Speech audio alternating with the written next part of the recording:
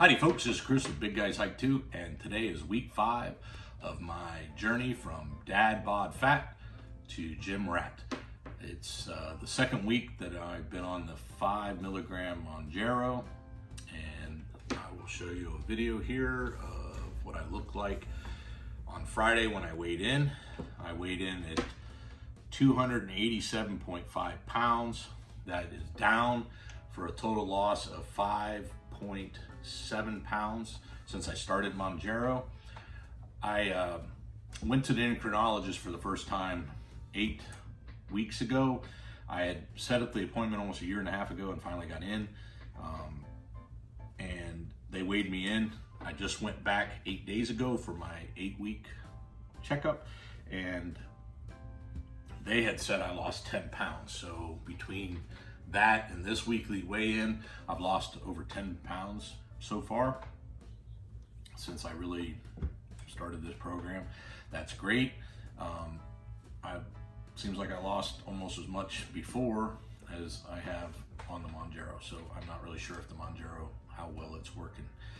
I will say that since I started the 5.0 milligram, I am starting to notice the appetite suppressing effect of it. Before, I really wasn't having a whole lot of that. The side effects are going away. I used to have loose stools the first day or so of the injection, and that's gone away. I'm not constipated, but because this drug does slow down your digestive system, I just don't go as frequently. But I have no problem when I'm going, so that's good. Nausea, I only get that if I usually overeat, and I'm got set amount of foods that I try to eat, so I'm eating those. And if I eat fast, which is some habit I got from the military, it tends to cause me to get a little bit of indigestion or nausea, and it goes away after a little bit. So I'm learning to eat a little bit slower, and then I don't have that issue. The only lasting problem that I'm really wanting to try to get rid of is the indigestion. I get that when I work out, and I get that sometimes at night if I eat too close to when I go to bed. I take Tums, it tends to resolve that. My issue with the nighttime part of that is I already, because of combination of a couple different health issues, I urinate a couple times through the night, so I don't get really good sleep to begin with, and then you add in the fact that I wake up because of the indigestion. I really don't get any sleep, and that isn't good for you. So I'm trying to work on that, and hopefully maybe that'll go away. I'm starting to learn to try to eat earlier, and I'm trying to eat more earlier in the day so that my dinner's not as big as it was. I'll go ahead and talk about my diet a little bit. I track my macros and what I eat every day on an app. I am diabetic, so with the diabetes, I try to keep my carbohydrates down to 35 grams a day. I don't get too excited if I go up to 50, but I definitely want to stay below 50. Anything below 50, I tend to not spike my sugar levels when I eat. So, but 35 it keeps it lower. So that's where I'm shooting for right now.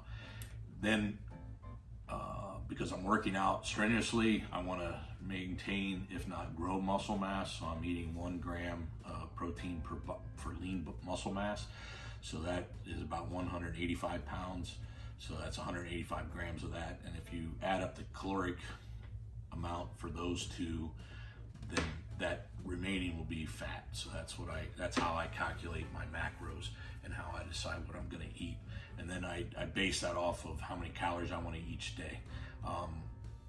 No matter what diet you're on, and no matter how much supplements and all these other things these people try to tell you to take, it is pretty simple that to lose weight, you have to be in a daily calorie deficit over a long term, which means you can have some days, some people will eat a bunch one day and then starve 3 days and then eat a bunch. You can do that, whatever you want to do, but overall the average has to be less. So calories in has to be less than calories out. And you can get a baseline by looking up one of those calorie calculators on the internet. But I will tell you, everybody's an individual, and if you have a medical condition like diabetes or what is it, the metabolism syndrome, metabolic, anyway, it's basically heavy-set people. Your hormones get out of whack, and then you're not burning calories like everybody else. Your body kind of goes into what they used to call starvation mode. And so when I calculate for my body weight and size and age and all that stuff, I come out to like 3,800 calories a day. And I will tell you, if I eat 3,800 calories a day, I will gain weight. So when I started, I dropped down to 3,000 calories. Didn't seem like it was doing anything. I wasn't losing weight. So I dropped down to 2,800, and that still didn't seem like I was losing anything. I dropped down to 2,500 calories, or 2,000, 2,500 calories a day. And it seemed like that's when I started to lose weight. But my goal is 2 pounds a week, and I'm barely losing a pound, less than a pound, like 0.7, sometimes 0.5. So I even went down below it, and I've been going down slowly, like every couple weeks. I'm down to 2,000 calories right now is what I'm at, and I'm losing pretty consistent, close to a pound a week.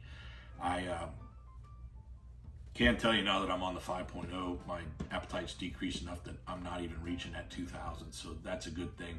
And if I don't see the 2 pound loss here shortly, I'm probably gonna drop down to an 1,800 calorie diet. And what ends up happening is, because my proteins and my fats are set, it just means the amount of fat that I get to eat is decreased.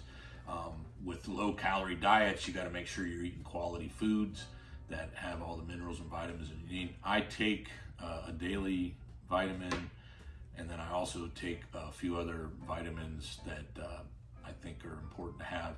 With diabetes, you tend to urinate a lot, and you get rid of a lot of electrolytes that are important. So I take, like, not necessarily electrolytes, but I take electrolytes twice a day, and so I put 2 of the powder in a drink, like 2 different drinks, but throughout the day, at least 2. I add different types of salts to my foods so that I get electrolytes that way. And then as far as vitamins, zinc and magnesium, I take extra supplements for that. I take the fish oils, things like that. So I take a pretty decent amount of vitamins. Vitamin C, I take that. But I'd like to get a lot of it naturally also, because I think natural is a better way to go. So for instance, in the mornings, I make it a habit of eating eggs, and I mix in 2 cups of spinach every morning. So I'm eating that with everything. And then I make salads with different things, and I also eat mixed vegetables with my protein at night. The oils are usually used to cook or to add a little flavor to the food. So that's where I'm getting my fats from. I try to stay with olive oil, things like that. I use olive oil, coconut oil, and Irish butter are the 3 oils that I most use. I stay away from all vegetable oils or anything that's synthetic. I try to stay away from that stuff. And as far as fat sources, mostly from cheese. I do Greek yogurt. I'm not sure how much fat's in that. And I use the whole, like, whipping cream, heavy whipping cream sometimes, and things like that. But that's about what I get all the bulk from that. Stay away from pasta, stay away from rice, breads, stay away from all that stuff. And I don't, for breading, if I have to have it to make up the monotony, I use the pork grinds, and I grind those up and use that. I also use I started using protein powder with the ground up stuff, and then you can use almond flour and a few other things, and then you mix those up. But you add the protein to it, and it kind of makes it stick a little bit better. So I've been doing that. I even added protein as a thickener to my, I use collagen, and I use that as a thickener in my stews. So you can sneak things in to help out that help your diet. So I've been doing that. As far as working out, I go to the gym pretty much every day. I will take a day off if I'm exhausted, but I do 3 days of lifting and then 1 day of just cardio. And if I'm totally exhausted that day, I'll just take the day off. I've been doing that probably every other time I take the day off. And I've been going to like I'll go to the mall because it's Christmas season, so I'll go to the mall, walk around the mall, or walk around some stores, go to the grocery store, and walk up down the aisles and do my grocery shopping. And I wear a Fitbit so I track my footsteps and try to keep active on the days if I'm not going to go to the gym. But I do go to the gym pretty regular now. I have a few injuries that cause me to have to modify how I work out. So I have an impingement of my shoulder from a car accident from 2 years ago that I'm working on rehabilitating, and it's definitely improved a lot since I've been lifting weights. I just have to watch, and I can't do certain things like overhead presses or any kind of shoulder side delts or front delts. I can't do anything that involves that, and I can't do barbell presses or anything like that. So this motion here, for some reason, if I try to extend this arm all the way out with any kind of weight, it really hurts. And so if I turn my hands this way, I can do it. So it's kind of weird, but I just have to modify what I do. And I am really concerned about putting as much muscle on as possible, because they say the more muscle you have, the better you can combat insulin resistance, which with being diabetic, insulin resistance is the name of the game. So the more fat you lose, the less insulin resistant you become. The more muscle mass you put on, the better your insulin response is, and it pulls the sugar into your muscles. So all of that together, I'm trying to do both. So I'm trying to lose fat, gain muscle, thus the high protein and stuff like that. So the limited on that injury, and then I can't run because of my upper back.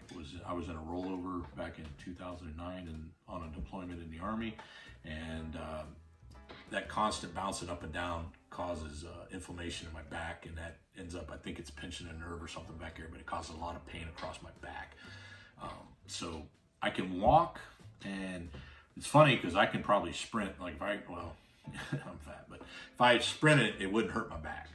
But if I go for a long run, then it hurts. I get stoved up. So I can do certain activities that you wouldn't think somebody could do with a back injury, but only for a short period of time. And like the strength is there, but repetitive motion causes some kind of irritation in there that screws it up. So I walk on the treadmills and the elliptical, because it swings, I kind of can get away with that. I've tried to run on a treadmill, can't do it without, it's the same thing as running on regular ground. And I can do stationary bikes, but with my weight, that's been an issue because I've been so heavy that my stomach actually gets in the way when I'm on a bike. So as I'm losing weight, I think that's going to become more of an option. So anyway, that's what I've been doing. So it takes longer to walk and to burn those calories. So I'm kind of not too happy about that. And I'm also kind of worried about not improving my my cardiovascular system. I have some heart issues going on, and blood pressure and things like that. So the kind of important for me for the cardio. Don't believe you can use cardio, especially when you're older like I am, to be the sole way to lose weight. The weight's going to come off by eating and dieting properly. I used to work out like a madman 6 hours a day when I was in the military, because I was actually in charge of the PT program in my unit. So I was allotted time for that. So I worked out in the morning, afternoon, and at lunch. I would lift weights. So I'd worked out like that, and I could eat anything I wanted, and I didn't gain weight. But then when I got hurt, that's when I blew up. So that's kind of how the backstory of me getting really heavy is. But to be honest, it's just I had a pity party for myself, and I let it get the best of me between the injury and not being able to work out. I went through a really ugly divorce. I had 2 divorces, and this was the second one happened at the same time that I was injured. And I just, I came home from the deployment. I couldn't move. My wife had left. We went through a battle over the kids. Then I ended up getting custody of the kids. So now I had 4 kids as a single parent, and working full time. And I went back to college full time. And so I just got really big. And then the health conditions the health yeah, the health condition started deteriorating. I started feeling bad about that, and then I got depressed, and then just recently I found out in cancer. That freaking threw me into a big tizzy, and I just let life kick me in the face too many times, but I decided after the cancer, once the treatment, the radiation was rough, but once the radiation part of it the side effects kind of waned, I decided that was my wake-up call. So that's why I'm really taking this serious now, and why I'm on here talking to everybody and hoping that. So anyway, if you like what I'm saying, please subscribe. If you want to leave a comment, please leave a comment. And if you hit the like button, that'll get this out to more people and hopefully help more people and motivate anybody else to get out there and do it too. So remember, plan your hike and hike your plan.